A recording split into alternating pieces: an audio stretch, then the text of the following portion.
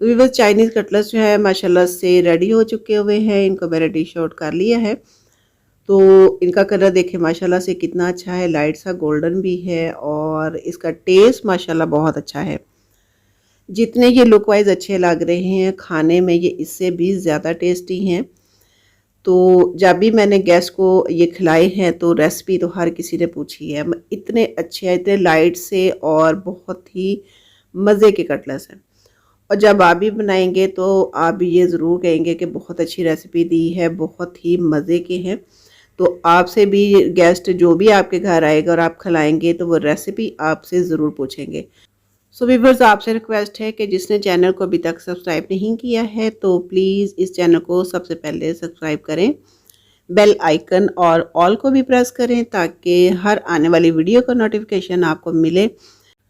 तो mostly viewers यही होता है कि बेल आइकन को और ऑल को प्रेस नहीं करते, जिसकी वजह से वीडियो का नोटिफिकेशन उनको नहीं मिलता है। सब्सक्राइब तो कर लेते हैं बट ये है कि डेली बेस पे नोटिफिकेशन नहीं मिलता। तो जब भी किसी की वीडियो को आप सब्सक्राइब करते हैं तो ये 3 काम ज़रूर किया करें ताकि जिस चैनल को भी आपने सब्सक्राइब किया है उसकी हर वीडियो का नोटिफिकेशन जो है वो आपको मिले। तो भी बस ये वाले चाइनीज़ कटलेट्स जो है ये मैंने बना के रख लिए और अब इनको मैं एग और ब्रेड क्रम्स लगाकर फ्रीज़ कर लूँगी। जब भी ज़रूरत होगी तो निकालूँगी और फ्राई कर लूँगी। बिस्मिल्लाहिर्रहमानिर्रहीम, अस्सलाम वालेकुम। क्या हाल है व्यूअर्स, कैसे हैं आप सब? अल्लाह पाक से बहुत अच्छी दुआ के साथ कि अल्लाह पाक आपको हमेशा खुश रखे, मेरी दुआएं आपके लिए।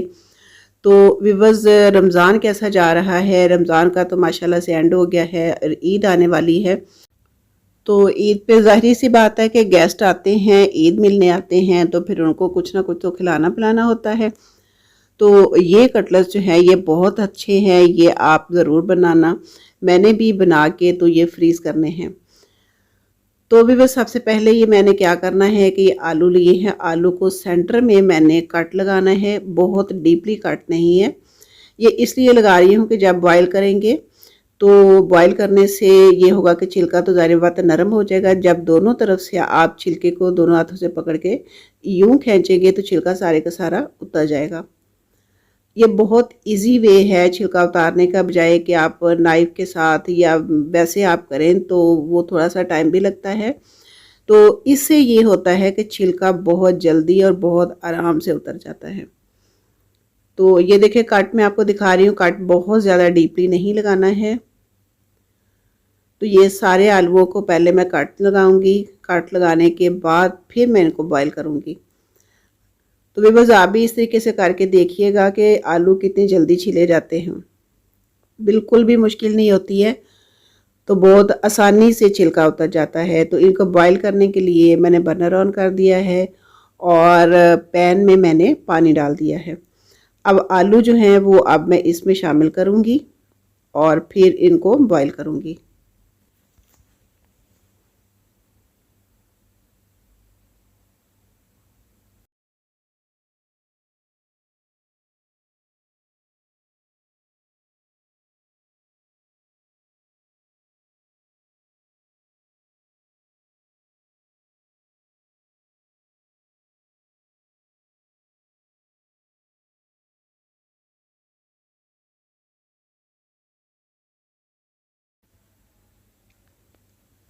सो व्यूअर्स, आलू जो हैं वो बॉयल हो रहे हैं। अब इनको चेक कर लेते हैं कि आलू बॉयल हो चुके हैं या नहीं है।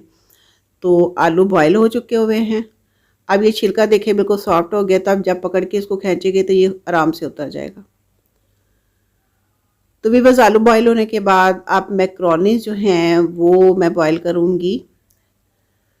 इसमें मैक्रोनीज भी जाएंगी, एल्बो शेप की मैक्रोनीज जो हैं, स्मॉल साइज़ में आप वो ले सकते हैं। तो इनको बॉयल करना है। इसमें बहुत ज़्यादा मैक्रोनीज भी नहीं डालनी है कि सारी मैक्रोनीज ही हो जाए। तो अब इसको करेंगे बॉयल हम।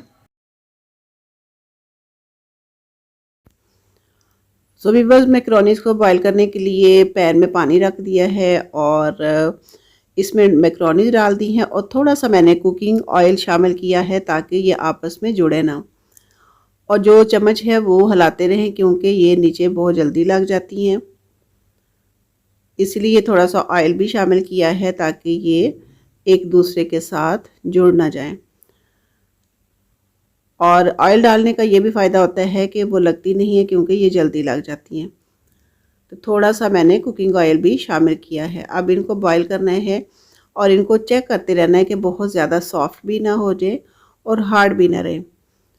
तो इनको साथ साथ चेक करते रहें।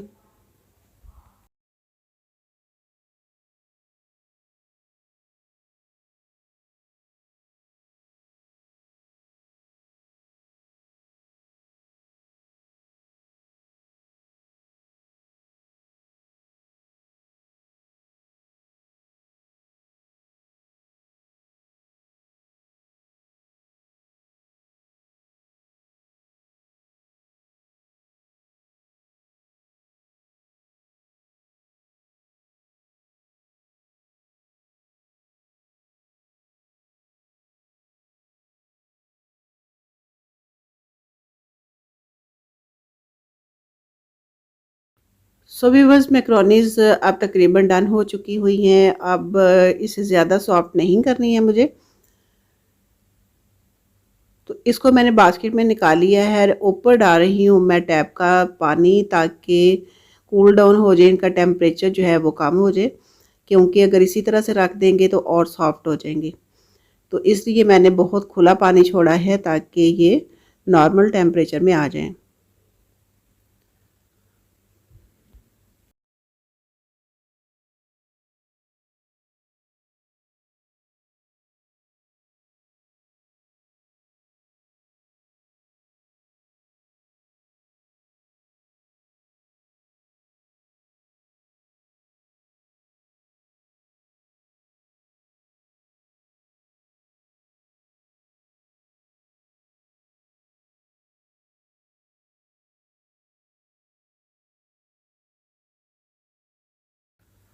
सो व्यूअर्स, अब इनका पानी जो है वो निकल गया है और बाकी इसको थोड़ी देर रखेंगे। जो पानी थोड़ा बहुत है वो भी निकल जाएगा।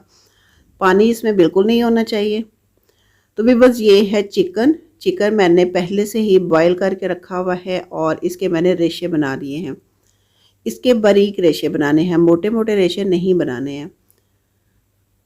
बोनलेस चिकन लेके उसको मैंने बॉईल करके तो रखा हुआ है, तो उसमें से मैंने निकाला है और इसमें मैं यूज़ कर लूँगी। तो आप ये है कि चिकन बॉईल करके उसके रेशे बना के तो रख लें। तो ये इसमें अपनी मर्ज़ी से क्वांटिटी कर सकते हैं। कम पसंद करते हैं कम डाल लें, ज़्यादा पसंद करते हैं ज़्यादा डाल लें। इन चीज़ों का कोई इशू नहीं होता। तो मैक्रोनीज़ अगर बहुत ज़्यादा डाल देंगे तो फिर उनकी शेप भी सही नहीं बनेगी और सारा टेस्ट जो है वो मैक्रोनीज़ का ही आ जाएगा। तो वो बहुत ज़्यादा नहीं डालनी है। अभी मैं मिक्स करूँगी ना, तो फिर आपको पता चल जाएगा कि कितनी इसमें डालना बेस्ट होता है।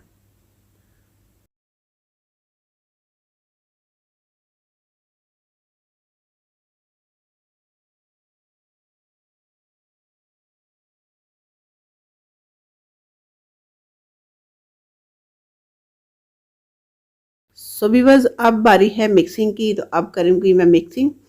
तो आलू जो है बहुत अच्छे से मैश किए हैं। इसमें बिल्कुल भी कोई गुठली नहीं होनी चाहिए। तो उसमें मैंने चिकन जो है वो शामिल कर दिया है। अब आप देखिएगा कि बहुत कम चीज़ें डलती हैं और टेस्ट इसका माशाल्लाह से बहुत लाजवाब है। तो व्यूअर्स, में मिक्सिंग करते हुए आप एक काम करें कि जिससे चैनल को सब्सक्राइब नहीं किया, उतने टाइम में आप चैनल को सब्सक्राइब कर दें, बेल आइकन और ऑल को भी प्रेस कर दें, ताकि हर आने वाली वीडियो जो है उसका नोटिफिकेशन आपको मिल सके। तो व्यूअर्स, अब इसमें मैं डाल रही हूँ मैक्रोनीज़। मैक्रोनी जो बॉयल की हैं उनका पानी बहुत अच्छे से निकालना है, पानी बिल्कुल नहीं होना चाहिए। तो ये मैक्रोनीज़ मैंने शामिल कर दी हैं।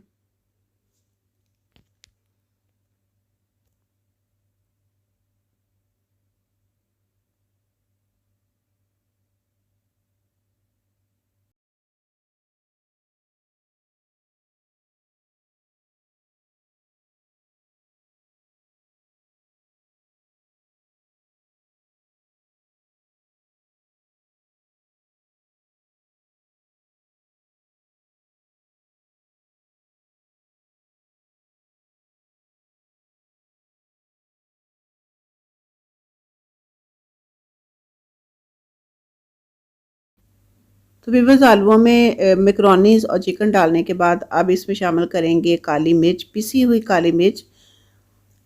ये आप अपने हिसाब से डाल सकते हैं, ये बहुत ज़्यादा भी नहीं डालें क्योंकि ये बहुत स्पाइसी अच्छे नहीं लगते हैं। ये लाइट से हैं, बच्चों के लिए स्पेशली बहुत अच्छे हैं। लंच बॉक्स में आप इनको बना के दे सकते हैं, चाय के साथ अपने गेस्ट को दे सकते हैं, खुद एंजॉय कर सकते हैं। तो ये मैंने डाल दिया है नमक।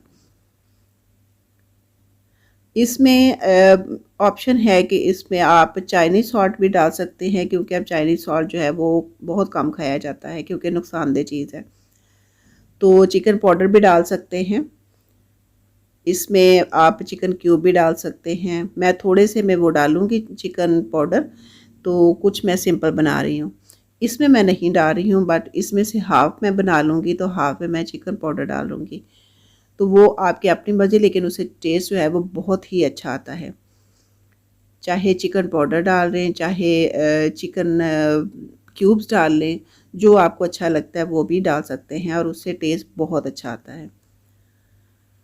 तो व्यूअर्स, अब नमक और पिसी हुई काली मिर्च डालने के बाद अब इसको मिक्स करना है, और मिक्स इस तरह से करना है कि जो मैकरोनीज हमने शामिल किए हैं ये टूटे ना, ये ख्याल रखना है। अगर इस तरह से आप नहीं कर सकते तो आलू, चिकन और ये चीज़ें, काली मिर्च और नमक को पहले मिक्स कर लें और मैकरोनीज बाद में शामिल करके हल्के हाथों से उसको मिक्स कर लें, क्योंकि मैकरोनीज जब टूट जाती हैं तो फिर वो बहुत बुरी लगती हैं, फिर वो कटलेट्स देखने में अच्छे नहीं लगते, वो बिल्कुल अंदर वो हलवा सा बन जाएंगे। तो इस तरह से ये देखें कि मैकरोनीज जो है वो आपको पूरी की पूरी शेप उनकी नज़र आ रही है। मैंने बिल्कुल भी इनको टूटने नहीं दिया, हल्के हाथों से मैंने इनको मिक्स किया है। थोड़ी सी ब्लैक पेपर मैं और शामिल कर रही हूँ। तो अब इनको मिक्स करना है, अच्छे से मिक्स करना है हल्के हाथों से, ताकि मैकरोनी जो हैं वो टूटे ना।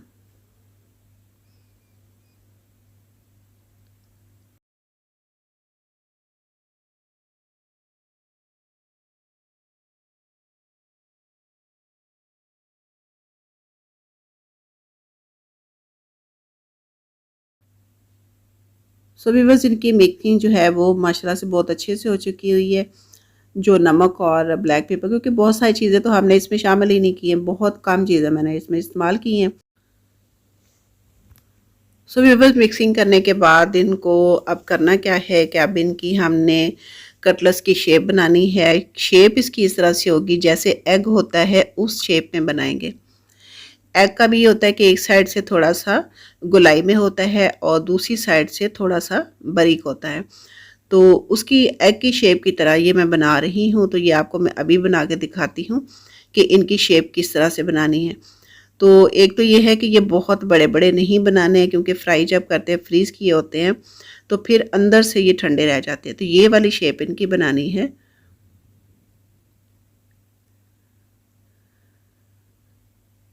तो अब इस तरह का ये है कि ये सारे कटलेट्स मैं बना लूँगी। हाफ़ में बनाऊँगी और हाफ़ में फिर मैं चिकन पाउडर यूज़ करके तो फिर उसके मैं वो अलग से बनाऊँगी।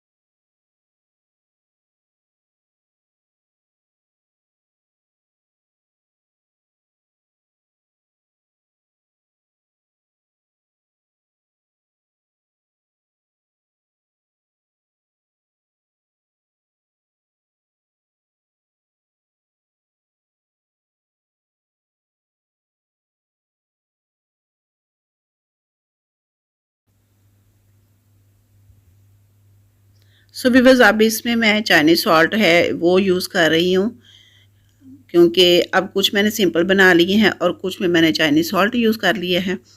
तो चाइनीज़ सॉल्ट से ये होता है कि इसका टेस्ट बहुत ही अच्छा आता है। तो ये मैंने इतने बना लिए हैं, बाकी थोड़ा सा रह गया तो वो मैं सॉल्ट वाले अब बनाऊंगी। चाइनीज सॉल्ट जो मैंने इस्तेमाल किया है उनके मैं सेपरेट बना के रखूंगी। तो भी वो सारे कटलेट्स जो हैं वो बन चुके हैं। तो अब क्या करना है कि एक एग लेके उसको अच्छे से बीट करना है। ब्रेड ग्राम्स लेने हैं। ब्रेड ग्राम्स ये है कि डबल रोटी के किनारे उतार के तो उसको हल्का सा तवे पे गरम करके तो ब्लेंडर जग में डाल के छोटे छोटे पीस करके तो उसको चलाएंगे तो वो बहुत अच्छे ब्रेड क्रम्स बन जाते हैं। मैंने तो कभी तवे पे भी बल्कि इतना नहीं किया, उसी तरह से ही बना लेती हूँ तो बहुत अच्छे बनते हैं। तो अब ये है कि इसको पहले एग में मैं डिप करूँगी। तो एग में डिप करने के बाद फिर इसको ब्रेड क्रम्स लगाऊंगी। ब्रेड क्रम्स लगा के या तो फौरी फ्राई कर लें या फिर इसको फ्रीज़ कर लें। अब ये मैं लगा लगा के तो एक डिब्बे में रखती जा रही हूँ और डिब्बे में रखने के बाद फिर इसको फ्रीज़ कर दूँगी। और ये फ्रीज़ हुए माशाल्लाह से बहुत अच्छे फ्राई हो जाते हैं, ये नहीं कि फ्राई में कोई मसला होता। सो भी बस इसको फ्रीज़ करना बहुत ईजी है, बहुत अच्छे से फ्रीज़ हो जाते हैं और फ्रीज़ होने के बाद ये फ्राई बहुत अच्छे हो जाते हैं। इनकी शेप बिल्कुल भी ख़राब नहीं होती, इनका टेस्ट बिल्कुल भी ख़राब नहीं होता, चाहे जितनी देर चाहे इनको रख दें तो टेस्ट इनका वैसे का वैसा ही रहता है। और बहुत आसानी होती है, जब गेस्ट आते हैं तो हमें कुछ भी बनाना नहीं पड़ता और निकाल लो और इसको फ्राई कर लो। अब देखें बिल्कुल रेडी करके मैंने इनको फ्रीज़ करना है। सो व्यूअर्स आप देखें बिल्कुल रेडी करके मैंने फ्रीज़ करने हैं कि एग भी लगा देना है, ब्रेड क्रम्स भी लगा देने हैं तो इनको फ्रीज़ करना है। तो जब भी गेस्ट आते हैं तो बहुत ईजी होता है कि बस इनको निकालो और फ्राई कर लो, तो बहुत आसानी हो जाती है, कुछ भी नहीं करना पड़ता। तो डन करके तो रखना है फ्रीज़र में, तो बाद में तो सिर्फ फ्राई करना है हमने। तो जब गेस्ट आ जाते हैं तो बहुत आसानी होती है कि बाहर से हमें कोई चीज़ परचेज़ नहीं करनी पड़ती है। तो मैं तो मोस्टली इस तरह की चीज़ें बना के तो फ्रीज़ कर लेती हूँ। जब गेस्ट आते हैं तो कोई परेशानी नहीं होती, ये मसला नहीं होता कि भाई चीज़ें क्या मंगवानी है, हर चीज़ घर में रेडी होती है। तो ये तो वैसे भी बच्चों के लिए बहुत अच्छे हैं, तो आप उनको लंच बॉक्स में बना के दे सकते हैं, बच्चे इसको बहुत लाइक करते हैं। तो मोस्टली तो बच्चों ने जब खाए हैं तो उनकी मदर्स ने तो बहुत रेसिपी पूछी हैं कि भाई बच्चे तो बहुत शौक से खा रहे हैं, तो ये हम ज़रूर बनाएंगे। तो इंशाल्लाह ताला आप भी बनाइएगा तो फिर आप बताना मुझे कमेंट्स बॉक्स में कि कैसे बने हैं।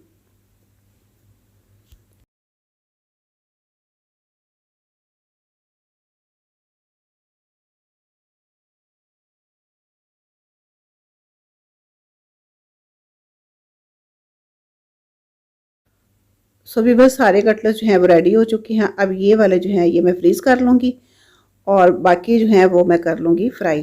तो अब मैंने बर्नर ऑन करके कढ़ाई में ऑयल डाल के तो रख दिए है और अब बारी इनको फ्राई करने की है। सो भी फ्राई में थोड़ा सा सेंसिटिव है ये कि फ्राई की थोड़ी सी ट्रिक्स जो है वो यूज़ करनी पड़ती है कि आपने ऑयल को सही गर्म करना है, क्योंकि कम गर्म ऑयल में ये टूट जाते हैं। तो ऑयल जो है वो गर्म होना चाहिए, जैसे पकौड़ों का होता है उसी तरह से इनको गर्म करना है, क्योंकि पकौड़े भी जब हम बनाते हैं तो ठंडे में तो नहीं डालते ना, सही गर्म होता है ऑयल तो फिर हम उसमें पकौड़े डालते हैं। तो इसी तरह से इसको भी गर्म करना है, गर्म करके तो फिर ये डालने हैं। ठंडे में ये सारे के सारे टूट जाते हैं, नरम हो जाते हैं। तो जब ये तो बिल्कुल फ्रेश हैं, तो जब फ्रीज़ करेंगे तो फ्रीज़ करने के बाद फिर ये है कि गर्म ऑयल में डालना है। तो ज़ाहिर बात है ये जल्दी हो जाएंगे फ्राई, तो अंदर से ठंडा रहेगा। तो जब ये हल्का सा गोल्डन होना शुरू हो जाए तो फिर चूल्हे को बिल्कुल स्लो कर दें, फिर ये नहीं टूटते हैं। तो अब ये जो मैंने कटलेट्स फ्राई कर रही हूँ ना, इसमें अब ये है कि जब थोड़ा सा कलर आ जाएगा तो उससे ये होगा कि इनकी बाइंडिंग जो है वो अच्छी सी हो जाएगी। तो मैं जब इनकी साइड चेंज करूँगी तो ये बिल्कुल भी नहीं टूटेंगे, बिल्कुल भी ख़राब नहीं होंगे। तो अब आप देखिएगा, तो अब इसका कलर जो है वो गोल्डन आना शुरू हो गया है। जब थोड़ा सा और हो जाएगा तो फिर मैं इनकी साइड चेंज करूँगी और जितनी बार चाहूँगी करूँगी तो ये ख़राब नहीं होंगे, टूटेंगे नहीं, बिल्कुल भी नहीं टूटेंगे। अब आप देखें कि मैं कितनी दफ़ा इनको पलट रही हूँ, तो इनमें से एक की भी शेप ख़राब नहीं हो रही है। तो आपके सामने ये सारा प्रोसीजर मैं कर रही हूँ ताकि आपको पता चले कि एक भी कटलेट्स नहीं टूटा है। वो किस तरह से कि पहले मैंने ज़्यादा गर्म ऑयल में डाला है, उसके बाद जो है अंदर तक इसको फ्राई करने के लिए फिर चूल्हा थोड़ा सा स्लो कर दिया है ताकि अंदर तक ये पक जाए। तो हर चीज़ तो माशाल्लाह से पकी हुई है, बस ये है कि फ्राई करना है। तो जब फ्रीज़ हुए होते हैं तो उनको अंदर तक जो है वो फ्राई करना बहुत ज़रूरी होता है, क्योंकि जब कोई खाते हैं तो बाहर से वो गर्म होता है और जब खाया जाता है तो अंदर से वो ठंडा होता है।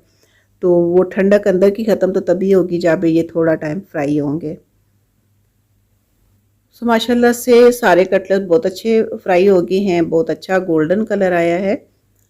तो इसी तरह से इनका कलर होना चाहिए, बहुत डार्क भी अच्छा नहीं लगता और बहुत लाइट सा भी। वो वाइट होता है वो भी नहीं अच्छा लगता, वो बिल्कुल पता चलता है कि ये कच्चे हैं। सो इनकी फ्राइंग जो है वो बहुत अच्छी होनी चाहिए, कलर जो इनका है वो बहुत अच्छा होना चाहिए, क्योंकि कलर अच्छा होगा तो लुक वाइज ये अच्छे लगेंगे। सो व्यूअर्स अब डिश आउट कर लिए हैं और इसके साथ केचप है, केचप के साथ ये बहुत अच्छे लगते हैं। तो माशाल्लाह से देखें कि कितना प्यारा कलर है और जितने कि देखने में अच्छे लग रहे हैं ना, ये खाने में उससे भी ज़्यादा अच्छे हैं। सो व्यूअर्स अपनी दुआ में मुझे बहुत सारा याद रखिएगा, अपना और अपने घर वालों का, अपने आसपास के लोगों का बहुत सारा ख्याल रखिएगा। तो व्यूअर्स मुझे अब इजाज़त दीजिएगा, मेरी तरफ से अल्लाह हाफिज़, गुड बाय, टेक केयर।